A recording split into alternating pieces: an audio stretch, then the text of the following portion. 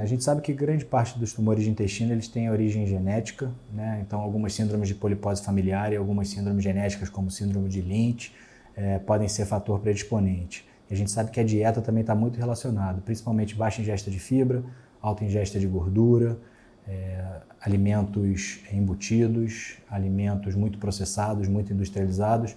Esses são alimentos que estão relacionados ao aparecimento do tumor de cólon. A predisposição genética está relacionada a essas síndromes, né? Síndromes de polipose familiar ou síndrome de Lynch, por exemplo, que são doenças hereditárias, associados normalmente a esses fatores externos da má alimentação, aumento da obesidade, baixa taxa de prática de atividade física. Então, assim, maus hábitos de vida com uma genética favorável são muito boas para o aparecimento do tumor.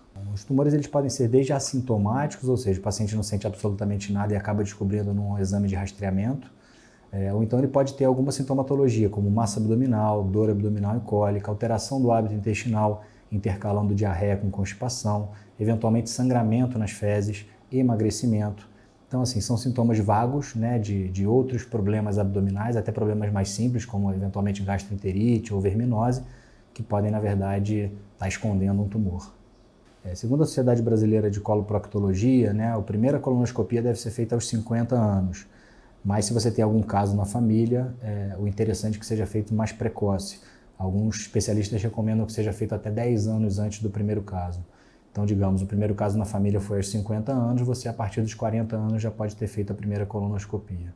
Mas o ideal mesmo é que você consiga fazer o exame antes de aparecerem os sintomas, antes da fase da doença.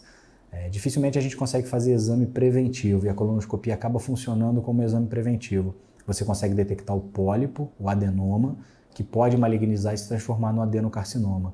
Então, o ideal é que você faça o exame periódico, como é feito, por exemplo, o Papa Nicolau para a prevenção do câncer de colo uterino, que consegue detectar lesões pré-malignas e não deixa o aparecimento do câncer.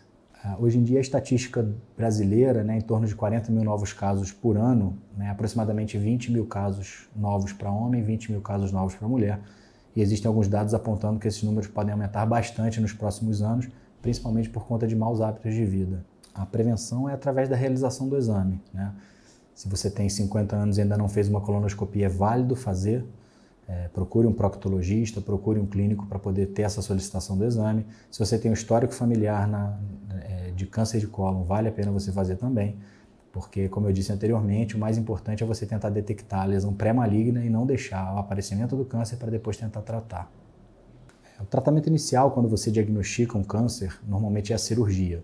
Vai ser feita uma ressecção cirúrgica com uma abordagem adequada com retirada dos linfonodos e uma posterior avaliação pelo patologista. O patologista vai dizer qual é a profundidade de invasão desse tumor e quantos gânglios estão acometidos. Logo em seguida, passa pelo oncologista, a gente vai definir se a gente precisa de alguma complementação. Se precisar de complementação, normalmente para tumores de cólon a gente complementa com quimioterapia e alguns tumores de reto a gente também pode complementar com radioterapia.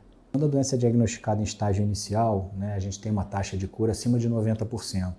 Então, se a pessoa, na verdade, não tem sintomas, né, mesmo que detecte já o câncer, onde ele ainda não teve a capacidade de invadir as paredes, as camadas do intestino, nem invadir os órgãos ao redor, nem os linfonodos, a taxa de cura pode chegar aos 90%.